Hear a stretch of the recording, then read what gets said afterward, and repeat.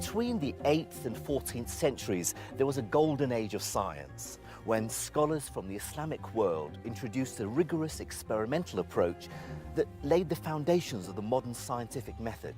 They transformed the superstition of alchemy into the science of chemistry. The chemical industry has, of course, reshaped the modern world, giving us new fuels, drugs, and new materials. But the methodology and principles of chemistry go back over 1,000 years.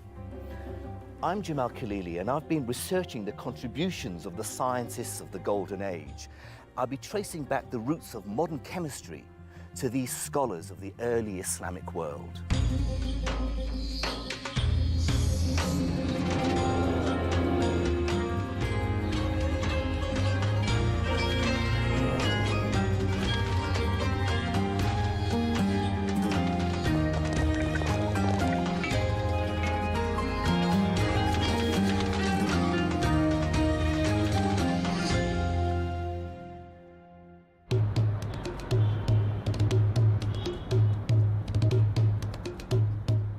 This is Doha, the capital of Qatar. 2 decades ago, none of this existed. All this development has only been possible because of a huge investment of revenue from oil and gas. In other words, the chemical industry.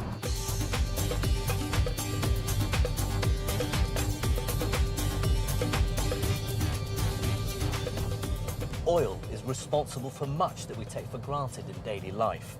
From fuels to plastics to medicines, even the tarmac road I'm driving on.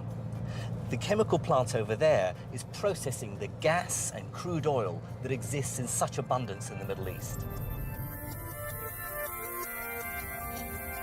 Oil in its raw state is a mixture of many different chemicals, and these are separated out through a process called fractional distillation. The crude oil is heated until it becomes a vapor. The vapor rises up the distillation tower and separates into its different components as it cools. The fractionating tower in a modern oil refinery is a high-tech version of a piece of apparatus called an alembic, used by the Golden Age scientists as a distillation tool over 1,000 years ago. One early pioneer of distillation was the 9th century physician and chemist Arazi. Amongst his many writings are the earliest known accounts of using distillation to produce substances like kerosene, sulfuric acid, and pure alcohol. This wasn't for drinking, but for use as a medical disinfectant.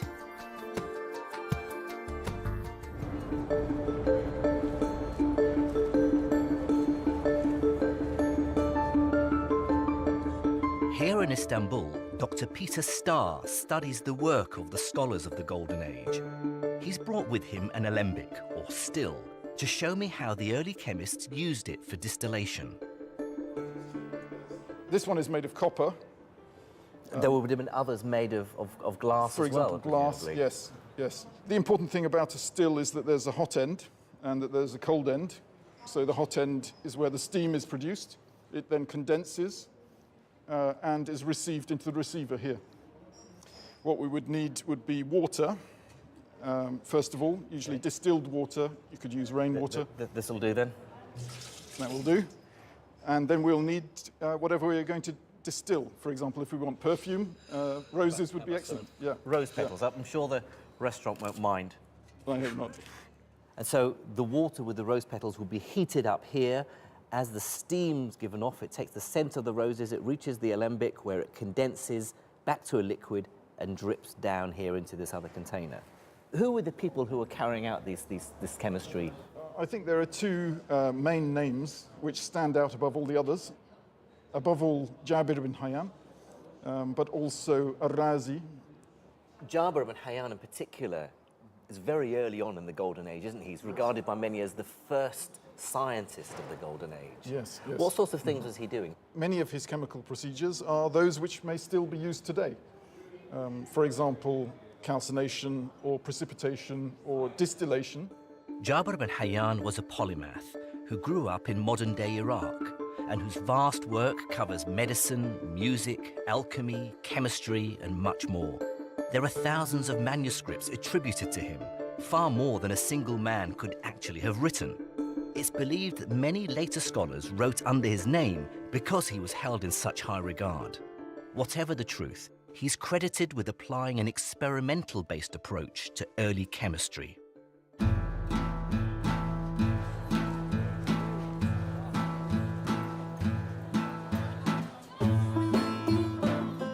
The scholars of the Golden Age began applying the scientific method to chemistry, by which I mean they were conducting experiments in a way that was a big leap from the pure philosophical thinking of the ancient Greeks.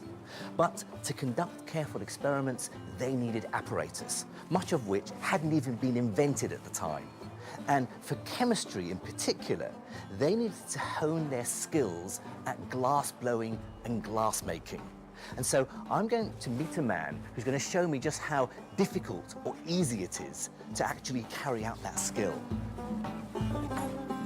Assalamu alaikum. ما شاء الله. عايزك تصنع لي آلة كيميائية اسمها الإمبيق اللي كانت تستعمل لتقطير العطور. فإذا أرسم لك صورة ممكن نشوف شكلها.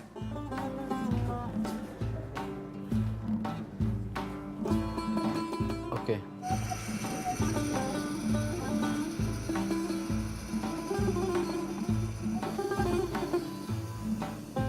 انت عندك فكره يعني من اي عصر او قرن بدت صناعه هالالات بالزجاج؟ والله الازاز عموما انا اعرف انه يرجع للفراعنه. يعني آلاف السنين. انما التكنيك نفسه بتاع المهنه انا ما اقدرش.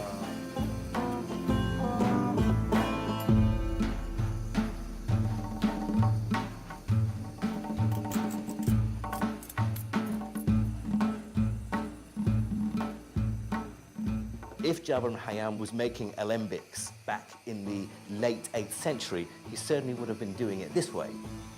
The sort of glass they would have used over 1,000 years ago would have been very different. They would have put their sand and lead and all the other ingredients into these ovens and just cooked them and baked them until they melted.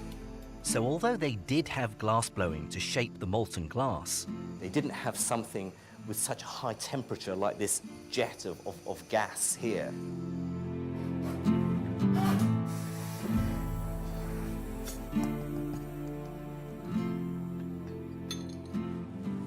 Shukran.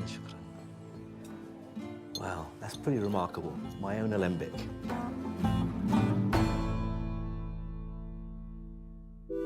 Although Jabir ibn Hayyan and those like him were performing experiments and perfecting apparatus, the work they were doing was very much a mixture of chemistry and alchemy.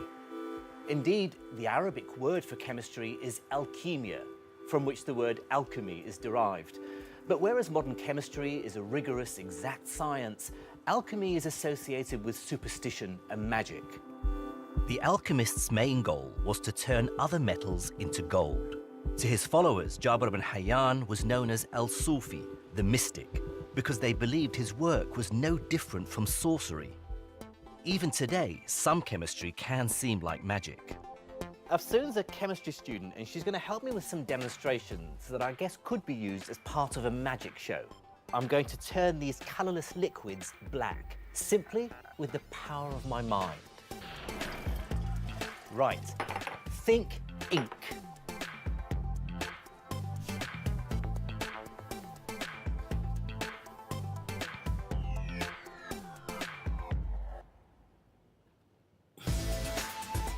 How about that? I need to mix these two chemicals together. Okay. But first of all, we have to turn off the light. Here we go. Oh, wow.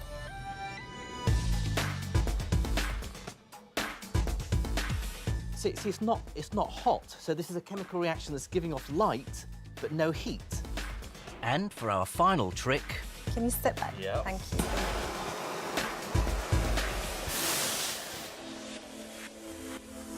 Of course, for all these reactions, we know that there's a chemical explanation for what's going on.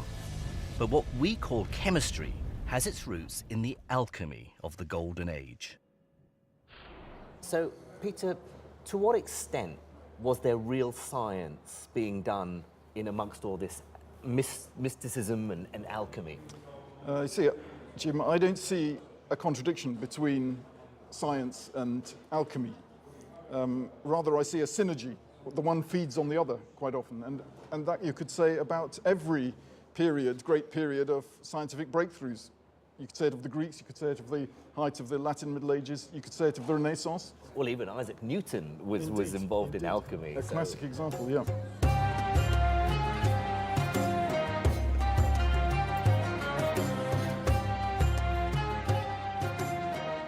The early alchemists were obsessed with turning common, less valuable metals into precious gold.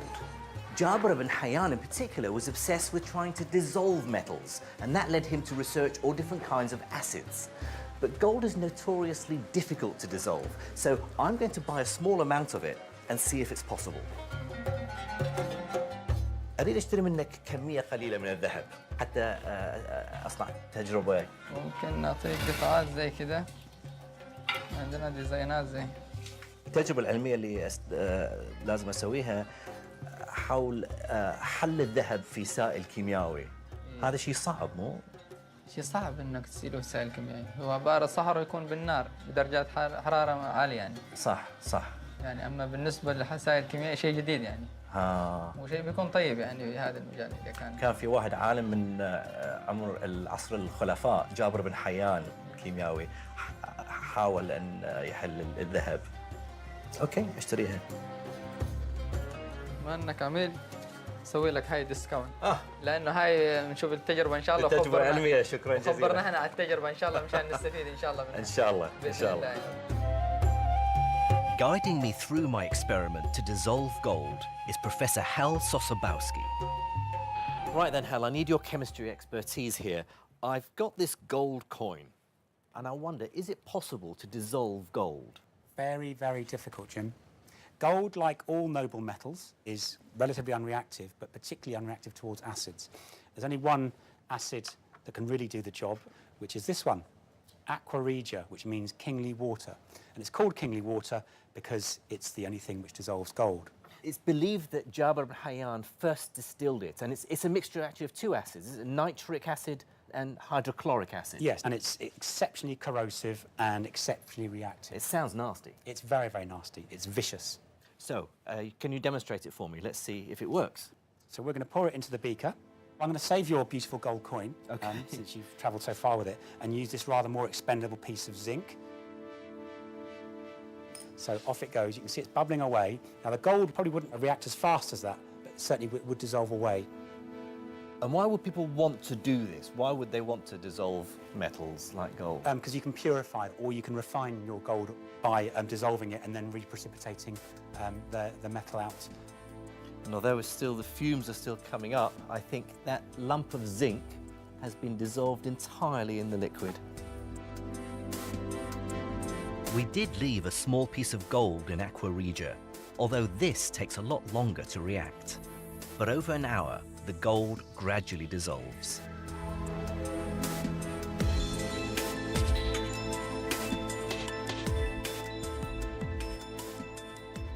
Neither of those acids on their own will dissolve gold, but taken together they produce the right ions to do exactly that.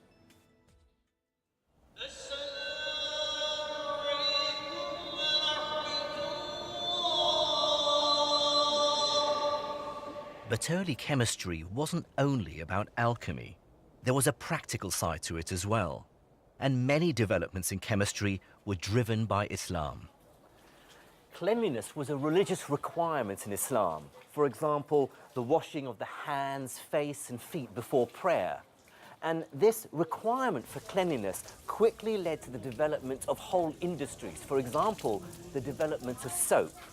The first solid bars of soap were found and manufactured in the Islamic world.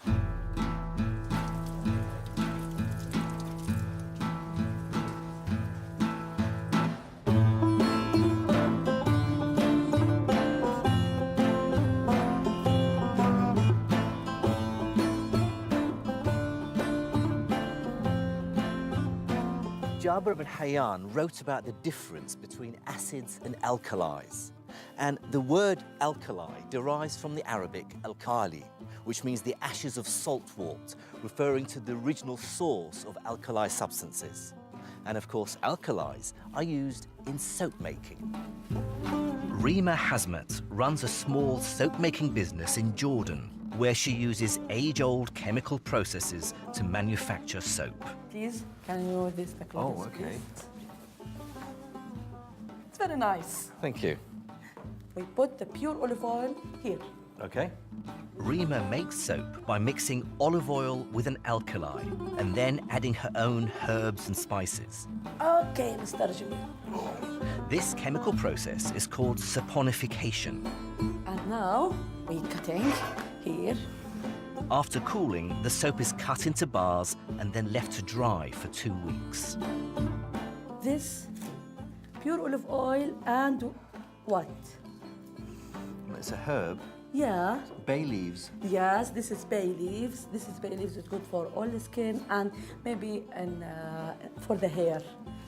Not for me. No. Too late for me.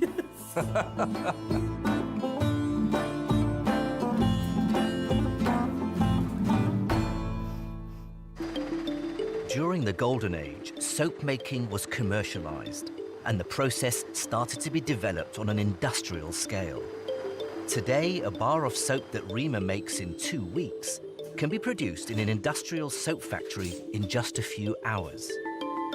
This soap factory is in Leeds in the United Kingdom, and Jamie Bentley is in charge of the plant. Soap has principally been made in the same way for centuries, a mixture of oil and alkali.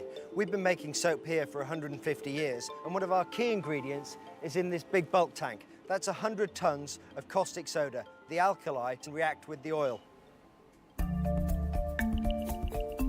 On this site, they produce about 30 tons of soap per day, around 100,000 tons a year. Industrialized soap making on this grand scale needs chemistry on a grand scale too. And the critical factor is controlling the chemical reaction, mixing carefully measured quantities in temperature-controlled reactors. So in this reactor, we've got palm kernel oil, which is already in. We're adding the coconut oil, which is the part of the soap that actually creates the foam. After that, we're adding caustic soda.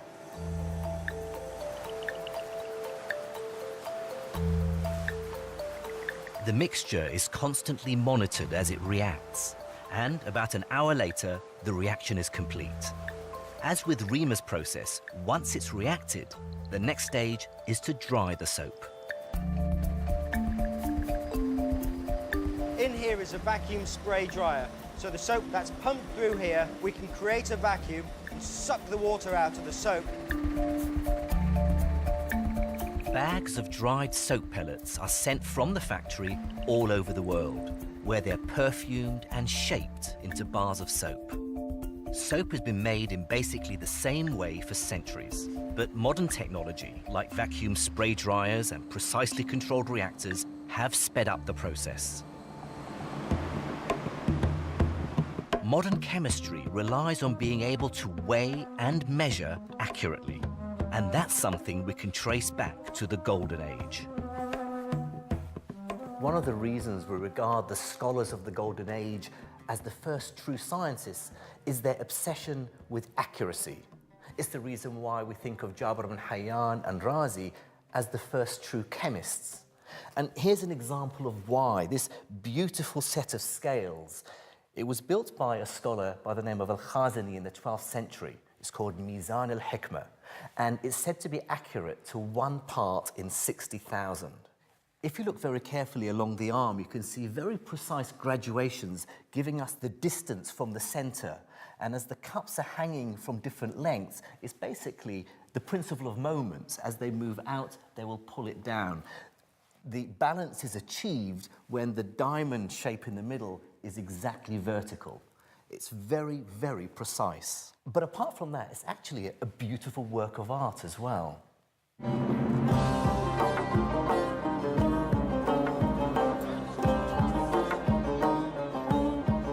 accurate weighing and measurement allowed early chemists like Jabir ibn Hayyan to be more rigorous in their experiments and their approach to all aspects of chemistry.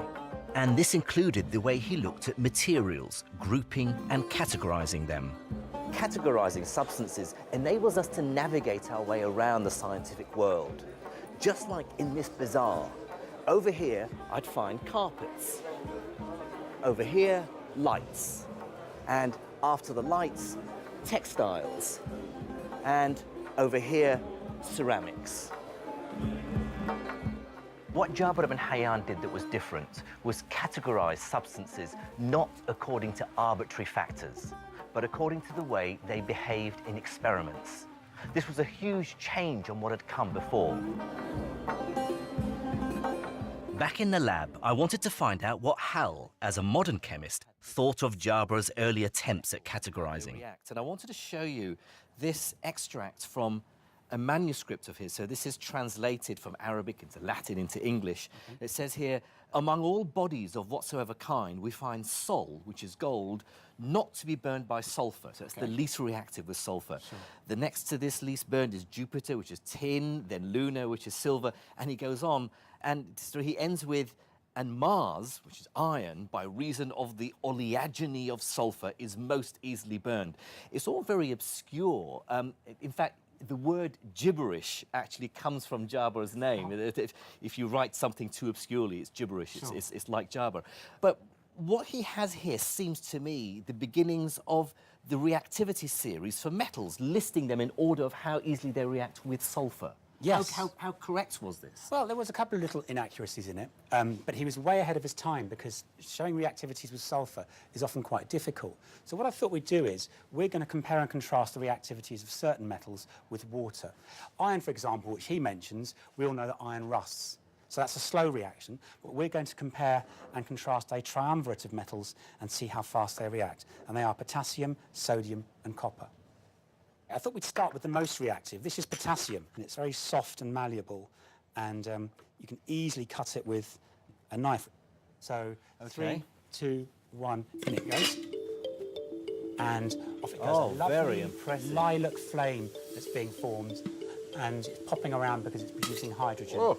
And we're going to move on to our next metal, sodium. Sodium chloride is common salt, but sodium has got very, very different properties. It's again a metal you can cut with a knife. 3, 2, 1, and it goes. And it's buzzing around. And, oh, isn't that pretty? It's probably going to melt because of the heat of the reaction. Just you can hear it. It's hissing away, yeah? Sounds like a wasp in a bottle. So it's lasting longer in the water. It's not reacting so quickly. And by way of comparison, just to eliminate all the variables, this is copper. And we don't need that. No, we don't need this because the copper will do absolutely nothing. It's very unreactive, and that's why the coins in your pocket don't catch fire if you put them in the washing machine. The washing machine, get them wet. And so this order of just how reactive metals are, I mean, by modern standards of chemistry, Jabir ibn Hayyan didn't get it quite right. He had metals in the wrong order in that series. But how impressive was that, given that we're talking, you know, over 1,000 years ago? It's exceptionally impressive because he just didn't know what he was looking for. He didn't know what to expect. We know these things because we look at the periodic table. So you would call that chemistry, not alchemy? I think it's definitely chemistry. Jabir ibn Hayyan was starting to apply the scientific method, deriving his conclusions from experiments. And later chemists like Al-Kindi and Razi were also basing their work on careful experiments and observations. And the way we do chemistry today, organizing and ordering the elements and looking for trends in their properties, well, just like the reactivity series, that's what Jabir first started to do. Next time, we travel to some of the most cutting-edge medical facilities in the Middle East today. The original human genome was sequenced in 10 years. Now we can sequence the human genome within 6 to 10 days. We look back at how one scholar from the Golden Age challenged accepted ideas to explain the human heart. This is the pulmonary circulation. That is the discovery. It's now obvious, but it wasn't then. and see how texts from the Islamic world were so influential in medical science across the globe for centuries. Science tends to be a good subject to bring different people from all over the world together.